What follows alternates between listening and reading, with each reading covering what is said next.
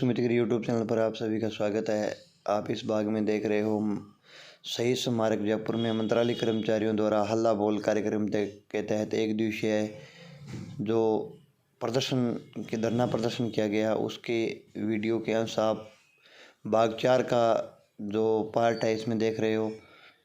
जो पूरे दिन 11 नवंबर 2022 को वहाँ पर धरना प्रदर्शन हुए, उसके झलकियाँ आप इस वीडियो में देखोगे, तो अंत तक हमारे साथ बने रहिए। अगर आप इस चैनल पर नए हो तो चैनल को सब्सक्राइब करें, लाइक करें तथा दोस्तों के साथ शेयर अवश्य करें। और जो भी आपको इसमें वीडियो में पार्ट्स अच्छे लगे हैं कुछ भी, तो उसके बारे में कमेंट्स अवश्य करें और नोटिफिकेशन की घंटी अवश्य बजा, जिससे आने वाली वीडियो आपको लिंक मिलता रहे। धन्यवाद।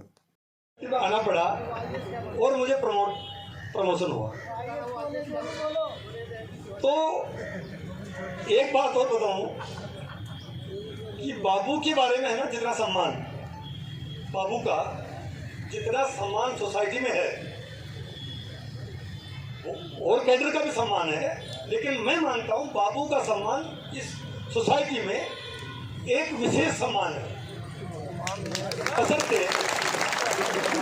बशर्ते वो अपनी कलम को पॉजिटिव चला दे, बशर्ते। नहीं तो वो कहावत है कि वो क्या बाबू जो आ जाए किसी के काबू। बाबू ने एक बार नोटिंग कर दी नीचे, तो फिर वो चाहे कितना ही बड़ा अधिकारी हो, बाबूजी को बुला के बात करनी पड़ेगी। यार बाबूजी आपने क्या कर दिया? आपने तो लिख दिया कि अवलोकनार्थ आदेशा, काम हो गया उसका। तो नियम इतने के तहत ये पीयूसी आई। अच्छा, आप वैसे पीयूसी के बारे में कितने जानते हैं? पीयूसी क्या होती है बता, हाथ खड़े करना। पीयूसी क्या होती है? हमारा यार बाबू हो, तुम्हारा काम पीयूसी से पड़ता है, ट्रेनिंग नहीं, और पीयूसी के बारे में पता नहीं।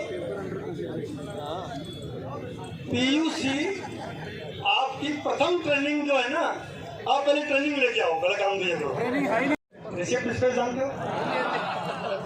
अच्छा, रिसिप्ट डिस्पेच कौन नहीं जानता ये बताओ। जानते हो? रिसिप्ट रजिस्टर में जो ही डाक आती है, डाक फाड़ी, पीयूसी, उसमें से जो डाक निकलती है उसको कहते हैं पीयूसी। कहते हैं पीयूसी निकलती है, डाक इकट्ठी करती है, डाक पैड में डाक बनाते हैं और डाक पैड से ऑफिस सुप्रेंट साहब को मार्किंग के लिए दे देते। उस टाइम ऑफिस सुप्रेंट होते थे, सचिवालय में सेक्शन ऑफिसर होता है। और अब आपका उसका नाम पदनाम चेंज हमारी सरकार ने, हमारे मुख्यमंत्री जी ने उस वक्त जो ओएस का नाम क्या कर दिया भैया? अतिरिक्त प्रशासनिक अधिकारी। क्या बना दिया आपको? अधिकारी। अच्छा, पहले क्या नाम था पता है? कार्यालय अधीक्षक, ऑफिस सुपरिटेंडेंट। तो डाक जब बाबू इकट्ठा करता था एलडीसी रिसिप्ट में, वो डाक पैड में इकट्ठा करके कार्यालय अधीक्षक जी को रखता था और वो मार्क करता थे, सेक्शन ए में जाएगी, बी में जाएगी, सी में जाएगी, और उसके बाद में एंड्राज करके और पियोन बुक में लगा के। पियोन बुक अब आती है क्या? आती है। पियोन बुक के बारे में कौन कौन नहीं जानता है? जानते हो? मैं आपको वापस, क्योंकि मैं बाबू बन गया हूँ, वापस एक बार। लोग तो छुपाते हैं अपने पद को। मैं आरटीडीसी में भी, मैं बिजली निगम में भी, मैं सारे अधिकारियों को ये कहता हूँ, भाई मेरे को आप ज्यादा चलाने की कोशिश मत करो। जो अधिकारी होते हैं ना, वो क्या होता है कि पॉलिटिकल आदमी को थोड़ा सा ये मान के कि भाई ये तो अभी नए नए बने हैं, तो इनको राजस्थान सर्विस रूल्स क्या होता है, RSR या GF&R क्या होती है, उसका नॉलेज होती नहीं है। तो नहीं होती है तो वो उसी ढंग से बिहेव करते हैं। मैं जब उनको बताता हूँ कि भाई मैं बाबू था पहले, तो फिर उनको एक बार काम खड़े होते हैं। अच्छा, फिर ठीक है। तो जी बाबू से कौन मुझे जी? तो इसका मतलब ये कह रहा हूँ, आप बहुत सम्मानित ओहदे की नौकरी में आए हो, शुक्रगुजार है कि आप उस तबके के लोग। कहने का मतलब मेरा यह है कि कई आदमी कहते हैं कि मैं क्या करूं, एलडीसी हैं बहुत छोटी नौकरी हैं, यूडीसी हैं बहुत छोटी नौकरी हैं, असिस्टेंट है बहुत छोटी नौकरी है। नौकरी कोई छोटी बड़ी नहीं होती है, आपका मन छोटा बड़ा नहीं होना चाहिए। अगर मन आपका बड़ा है, आप तसल्ली में तो हो। मैं पानी पी पी के बोलूंगा, जल्दी में तो नहीं हो। ठीक है, तो मैं आपको थोड़ा सा, क्योंकि अपन घर में हैं और घर की जो बात होती है ना, उन बातों का आनंद भी कुछ और ही है। घर में जब कई साल बाद में आदमी लौट, तो उसकी भावनाएं, उसके एक्सप्रेशन, उसका अपनापन, मतलब बहुत सी चीजें उसको कनेक्ट करती है वापस। देखो फिल्म नाम में गाना था, चिट्ठी आई है चिट्ठी आई है। बड़े दिनों के बाद गाना पता है क्या है, उसका पूरा गाने का भाव पता है? चिट्ठी आई है चिट्ठी आई है, बड़े दिनों के बाद चिट्ठी आई है। तो ऐसे बड़े दिनों के बाद मैं आपके बीच आया हूँ, ये है मेरा बात।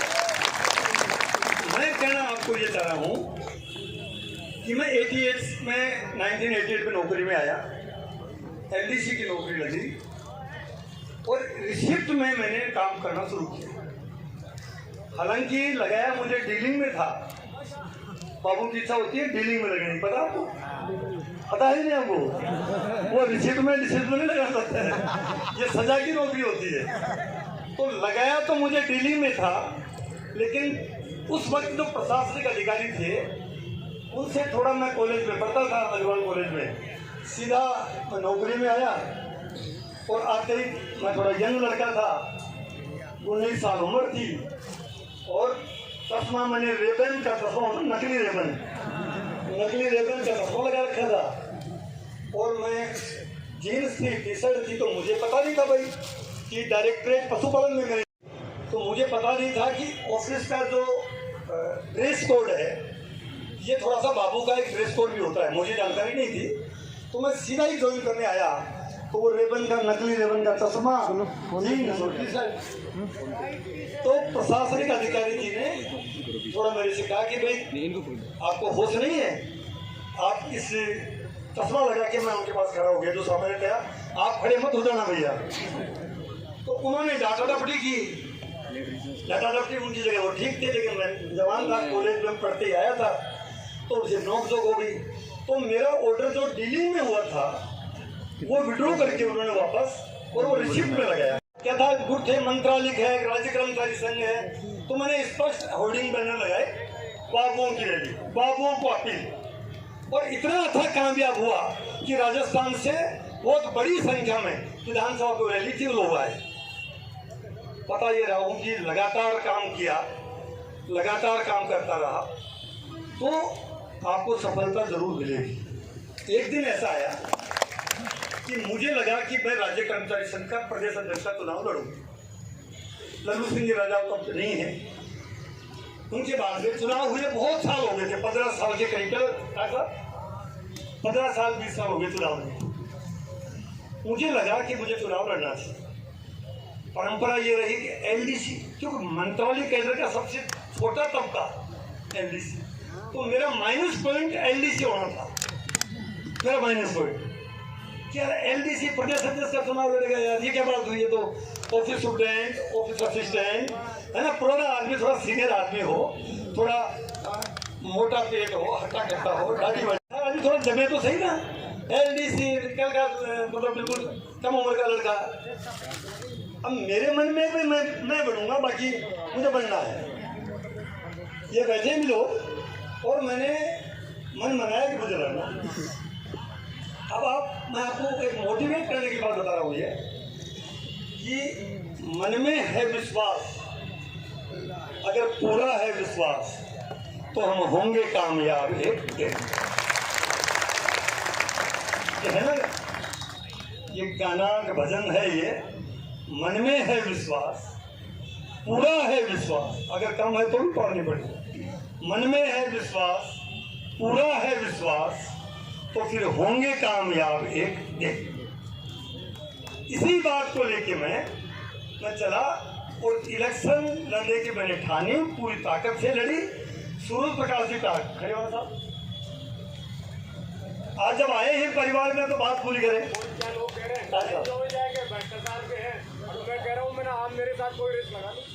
ये अच्छा 72 साल के हैं ये, लेकिन बिल्कुल नौजवान है।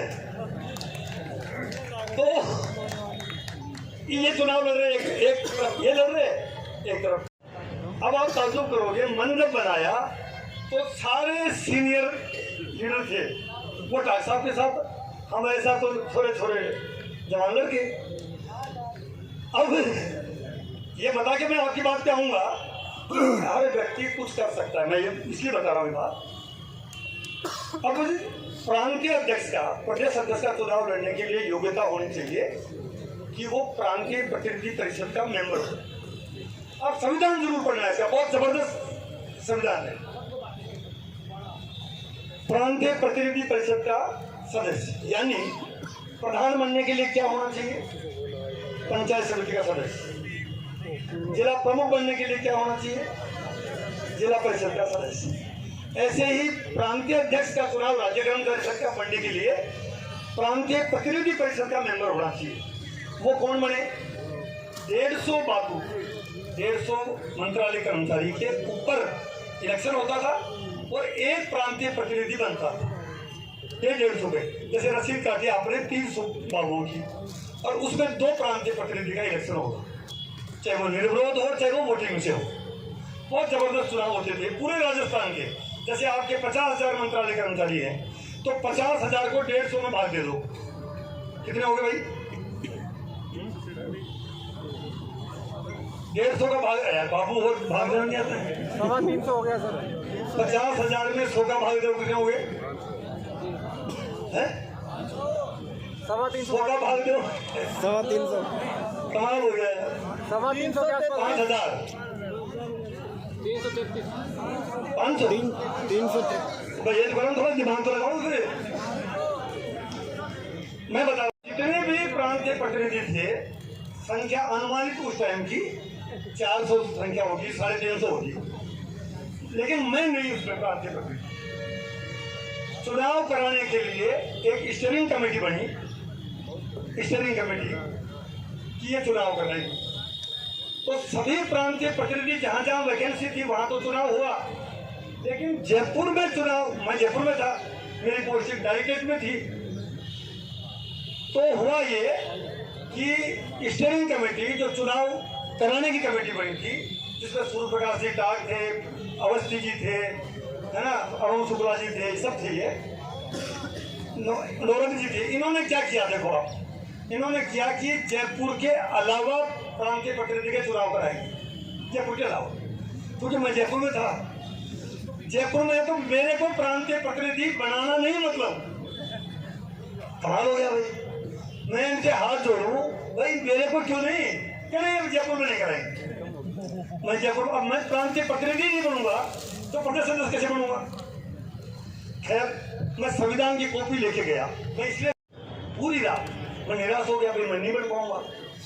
संविधान की कॉपी लेके गया, पूरी रात उसका संविधान को 1 बार पढ़ा, 2 बार पढ़ा, 3 बार पढ़ा। आखिर मुझे रात के 2 बजे एक लाइन मिली, उसमें एक लाइन मिली और उस लाइन में ये लिखा था कि राजस्थान राज्य कर्मचारी संघ का सदस्य वो बन सकता है जो किसी दूसरे जिले में ट्रांसफर होके चला गया, ओब्लिक उसकी प्रतिनियुक्ति भी हो गई, तो वो उस जिले में जाके प्रांतीय प्रतिनिधि वो मेंबर बन सकता है, वो मेंबर बन के प्रांतीय प्रतिनिधि बन सकता है। और 2 बजे मैं तो मेरे पलंग से कूदा ऊपर जोर से, मिल गया फार्मूला मिल गया। और मैंने डिपार्टमेंट के डायरेक्टर साहब को रिक्वेस्ट की कि साहब मेरा ट्रांसफर, अब मैं रहने वाला अलवर जिले का भी, अजमेर जिले का भी, 2 मेरे जिले, मेरा गांव पुष्कर के पास में नांद है, मैं गोद आ गया था अलवर में बांसुर के पास, तो दोनों मेरे जिले। तो डॉक्टर साहब को बनेगा पता होगा इनको, तो अपन अगर अजमेर कराएंगे ट्रांसफर तो भी ऑब्जेक्शन करेंगे, अलवर कराएंगे तो भी ऑब्जेक्शन करेंगे। मैंने चुपचाप मेरा ट्रांसफर, मेरा प्रतिनियुक्ति करौली कराई कि कोई ध्यान ही नहीं रहे, और मैं करौली करवा के और वहाँ ज्वाइन करके लड़के वहाँ पे और प्रांतीय प्रतिनिधि बन गया। इनको 6 महीने बाद पता पड़ा कि मैं प्रांतीय प्रतिनिधि बन गया। जैसे कछुआ की चाल होती है ना, और मैं हर जिले में, राजस्थान के सब जिलों में गया। पहली बार राज्य कर्मचारी संघ का चुनाव इतना धूमधाम से हुआ, हर वोटर के घर पे गया। एलडीसी था ही, उम्र में छोटा था ही, चरण छूने में कोई शर्म नहीं। प्रांतीय प्रतिनिधियों को राजस्थान में लगाया, कोई वोट मांगने आया हमसे, मैं घर घर जाता। कोटा गया तो रमेश जी से मिल लिया, चूरू नौरंगी से मिल लिया। ये घायल उस वक्त झुंझुनू में उस वक्त की खोजें मेरी ये घायल नागौर में रामस्वरूप बिश्नोई, तो जितने भी जिले थे सब में जाता और वोटर के पैर छूता, वो मुझे चाय पिलाता। एक रिक्वेस्ट करता, मैं चुनाव लड़ रहा हूँ, मेरे को वोट देना। कई सालों बाद बाबुओं की यूनियन का चुनाव हो रहा है, तो वो कहते यार तू तो यार मैं जानते नहीं, तू तो बहुत जूनियर आदमी यार। वो डॉक्टर साहब भी लड़ रहे हैं, अरे डॉक्टर साहब लड़ रहे हैं, वो बड़े आदमी हैं, मैं छोटा कार्यकर्ता हूँ। ऐसे करके कछुए की चाल से चलता चलता मैं पूरे राजस्थान के सभी प्रांतीय प्रतिनिधियों के पास घर घर चला गया। डॉक्टर साहब को सीनियर नेता, ये काहे के जाएंगे तो कार्यकर्ता घूम रहे हैं। और बात की है कि और ये बात सही है कि 6 वोट से धर्मेंद्र राठौड़ उस चुनाव में विजयी। अब जो चुनाव हुआ आपस में हमारे जो जैसे कॉलेज के विश्वविद्यालय के चुनाव होते हैं, ऐसा इंटरेस्टिंग चुनाव था, आपस में झगड़े लड़ाई नहीं हो जाए ऐसी स्थितियां थी। तो डॉक्टर साहब वगैरह ने बस में बैठे, हमारा अजमेर में जुलूस निकल रहा, हम जुलूस में घूम रहे। मुझे मालूम पड़ा, मैं बताना जो चाह रहा हूँ सुनना ध्यान से, मुझे पता पड़ा कि डॉक्टर साहब राज्य कर्मचारी संघ की दूसरा गुट बना के और ये मतलब अलग हो रहे हैं अपने से। इस बात से मुझे सूचना जो मिली, मैं अजमेर से तत्काल रवाना होकर जयपुर आया और सीधे डॉक्टर साहब के घर गया। सीधे नहीं तो लोग आदमी डरते हैं, ये कहते हैं कि यार जाने रोकड़ा क्या लेते हैं, क्या है डॉक्टर साहब हार गए, मतलब उल्टी। मैंने बिल्कुल शर्म नहीं की, क्योंकि जब घर का मुखिया बना हूँ तो मेरी जिम्मेदारी बढ़ गई है कि मेरे घर को ये कर। ये इसलिए कर रहा हूँ कि ये साक्षी हैं। मैं इनके घर गया और ये बात सही है, भाभी जी के मैंने जाते ही मैंने चरण छुए, डॉक्टर साहब की वाइफ के मैंने चरण छुए। ये तो बिल्कुल ही खतरनाक रूप में आए हुए थे। भाभी जी ने देखा ये तो इतना भला आदमी है धर्मेंद्र राठौड़, आपने इसको विलेन बना रखा है। मेरी जो महिमा कर रखी थी इन्होंने, तो मेरी महिमा कुछ और ही कर रखी थी। भाभी जी ने कहा कि इनको डांटा, अरे इतना शरीफ लड़का अध्यक्ष बना है, मेरे चरण छू रहा है, कुछ नहीं करना है। डॉक्टर साहब को लिया साथ, इन्होंने अलग यूनियन बना के बोर्ड भी बन गया था इनका, बोर्ड राजस्थान राज्य कर्मचारी संघ ब्रैकेट में गुट भी अलग बन गया था। इंदर सिंह जी अब शायद नहीं है दुनिया में, बीमा में थे वो इनके वो थे बनाने वाले, उनको बुलाया। कुल मिला के बात ये बता रहा हूँ, वो बड़ी एकता करी, एकता करने के बाद संघर्ष समिति बनाई और संघर्ष समिति का इनको संयोजक बनाया, कार्यकारिणी में इनको वरिष्ठ उपाध्यक्ष बनाया। राजस्थान राज्य कर्मचारी संघ बहुत मजबूत यूनियन है, सबसे पुरानी यूनियन है, इसमें डेमोक्रेटिक पैटर्न पे चुनाव होने की यूनियन है। और मुझे गर्व है कि उस संगठन का मैं प्रांतीय अध्यक्ष रह चुका हूं। उस यूनियन के संविधान में यह भी लिखा हुआ है कि कोई भी सेवानिवृत्त कर्मचारी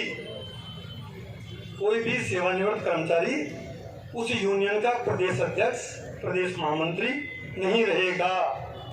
क्या भाई, इस बात से लेके अब मैं मेरी बात यहाँ आता हूँ। और जब ये सब कुछ हो गया, मैं अध्यक्ष बन गया, अकेले जो कर सकता था हमने किया। 30 सितंबर 2003 को मैंने सरकारी नौकरी छोड़ी। 30 सितंबर में जो डेट बता रहा हूँ आपको, तो मैंने सरकारी नौकरी छोड़ी। नौकरी छोड़ना इसलिए था कि मुझे एमएलए का चुनाव लड़ने जाना था। बिना नौकरी छोड़े चुनाव नहीं लड़ सकते। नौकरी छोड़ूंगा तो राज्य कर्मचारी संघ का अध्यक्ष तो इतनी मेहनत से बना हूं, इतनी मेहनत करके बना हूं, इतनी मेहनत से बना हूं, तो इस यूनियन का पद कैसे छोड़ूं? संविधान में तो लिखा है। तो मेरे जो क्लोज साथी थे, इसमें घायल भी था, अरुण शुक्ला भी थे उस टाइम, उन्होंने कहा यार नौकरी तो आप छोड़ो नहीं छोड़ो आप जानो, लेकिन अब इतना काम किया है इस यूनियन के लिए, इस पद पर आप जरूर बने रहो। संविधान में क्या लिखा है, क्या सिद्धांत है, वो सब छोड़ो आप। मैंने कहा इनको कि मैं मेरे जीवन में मेरे सिद्धांत से समझौता कभी नहीं करूँ। अगर मैंने कमिटमेंट किया है सबसे, मैंने सभी बाबू जो नेता थे, मंत्रालय कर्मचारी के जो नेता थे, राज्य कर्मचारी संघ के नेता थे, उनसे मैंने वादा किया था कि जिस दिन मैं नौकरी में नहीं रहूँगा मैं इस पद पे नहीं रहूँगा। आज मैं, ये बात ठीक है कि संविधान में लिखा है, लेकिन मेरा नैतिकता भी कहती है, कहने की बात यह है कि मैंने उसी दिन जिस दिन नौकरी छोड़ी, डाक बंगला में प्रेस कॉन्फ्रेंस करके राजस्थान राज्य कर्मचारी संघ के प्रदेश अध्यक्ष से मैंने इस्तीफा दिया। उसी दिन इस्तीफा दिया।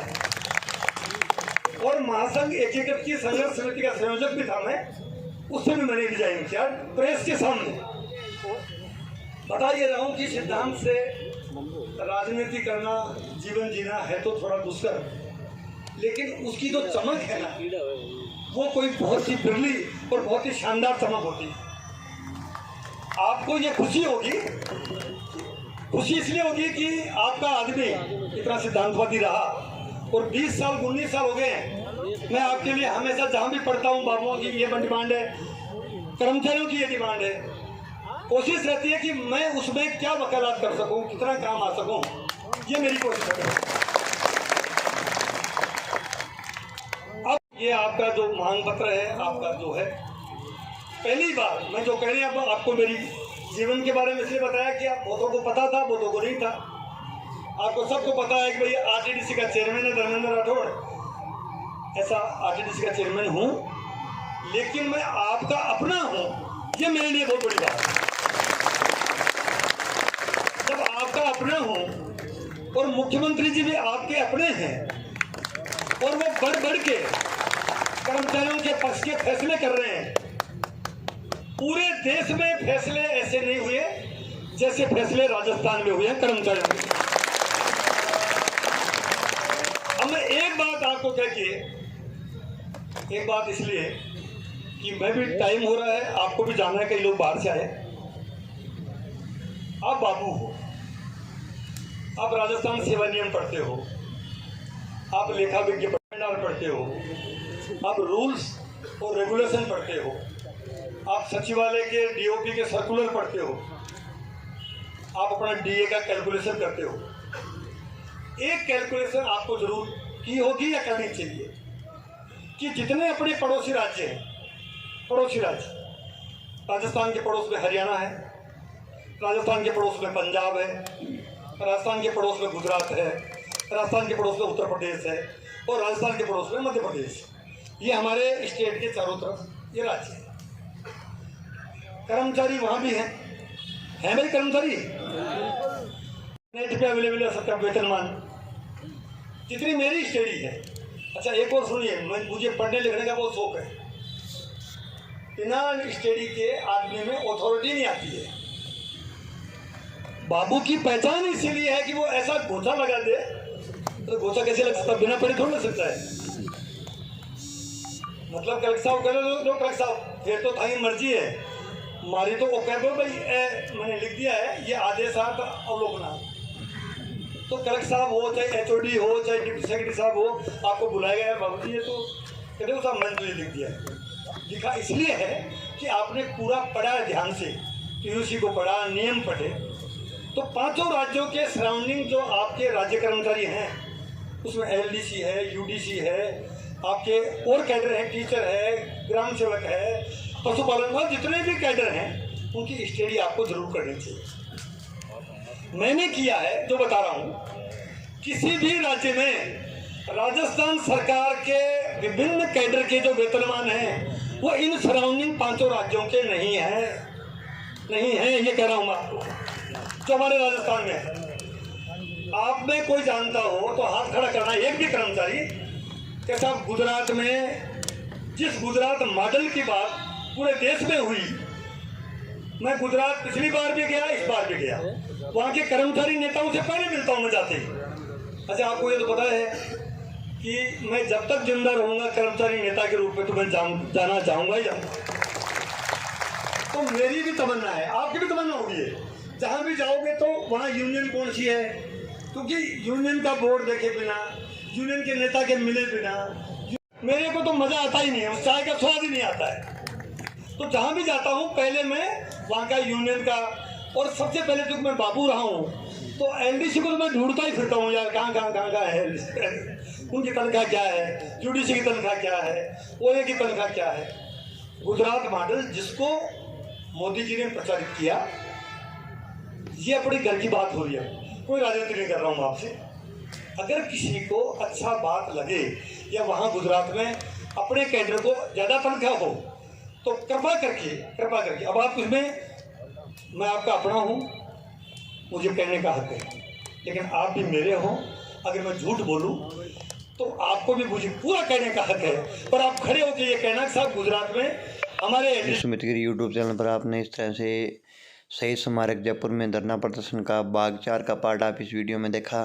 आगे भी और वीडियो देखते रहने के लिए चैनल को सब्सक्राइब करें, लाइक करें तथा दोस्तों के साथ शेयर करें, और इस तरह हमारे साथ बने रहने के लिए नोटिफिकेशन की घंटी अवश्य बजा, जिससे आने वाली वीडियो को आपको नोटिफिकेशन मिलते रहे। धन्यवाद।